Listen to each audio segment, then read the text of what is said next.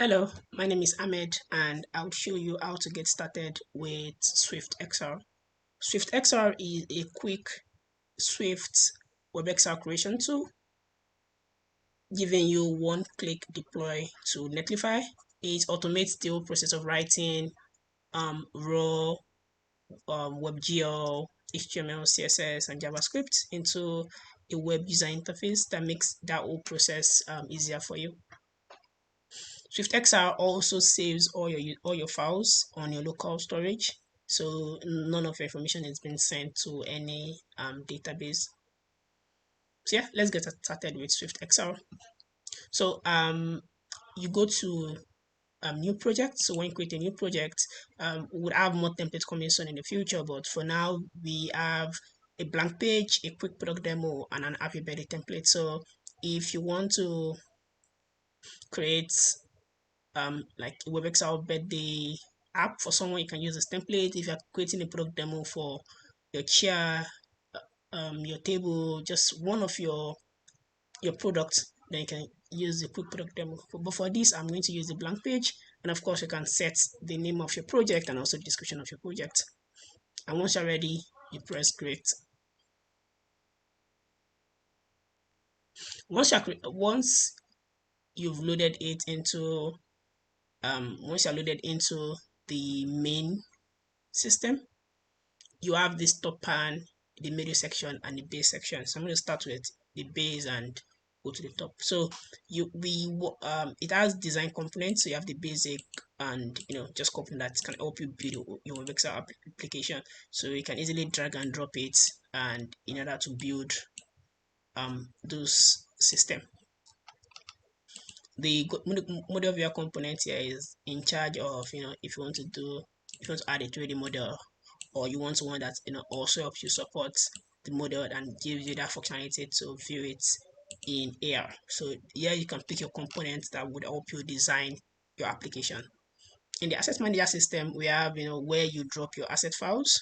So to use SwiftXR optimally, by default, the models that are loaded in the screen are models that are already in the system. But if you want to create your own specific application, you need to import your own 3D model, and that has to be a GLB file. And you can also take other files if you want to be like images and pictures. So I'm just going to go ahead and upload some files. And that will do that. You can either drag and drop it or click the import button. So I dropped two files. I have the externalate and an out tip, and I can also import a picture also.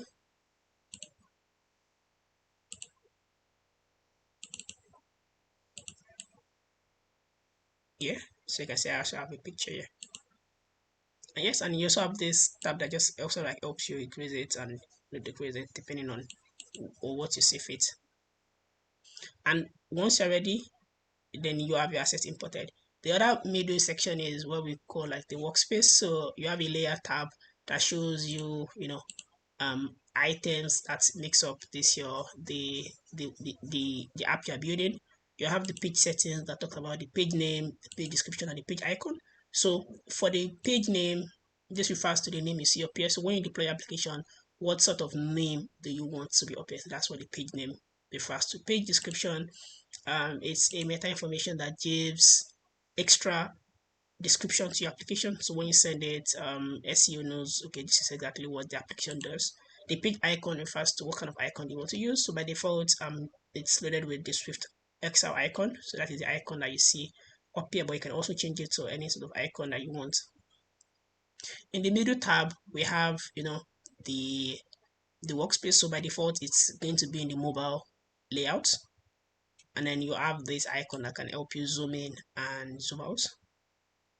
Here we have the inspector, and what the inspector does for you is it gives you access to edit the normal CSS components of the app of the components. So I could, for example, open decorations here, for example, and say, I want the background color to be red, and that just helps me, red, and that just helps me set it. I want this to be blue, you see, and that just helps me set it.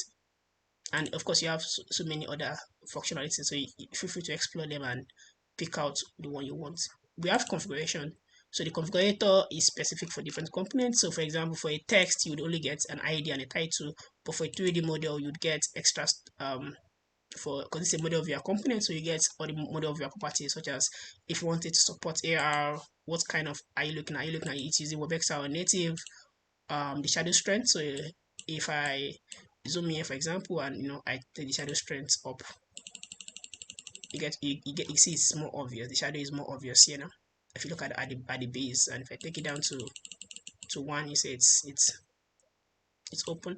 So and then you can also like drag and drop so if you have a link to your GOB file, you can drop it here, and if you don't have a link, you just upload it. You can also drag and drop it. So I can take this, for example, this center it, and just drop it here, and that would instantly help me load this 3D model for me.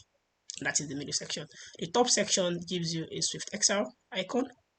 So and the SwiftXR takes you back to the home page. So once you click it, it's going to ask you to confirm if you want to leave the home page, and that will take you back to the home page. You have a device that can toggle between desktop and mobile view. So you can click a desktop view or mobile view, and then of course it comes with custom CSS breakpoints, so you can configure how you want it to look like on both mobile or desktop. We also have themes, the night mode and the light mode, so you can switch to light mode, or you can also switch to a dark mode. We also have the quick controls here, where you can toggle border visibility. So if I click it, you say you can't see the border highlight, but if I enable it, you get to see the border highlights.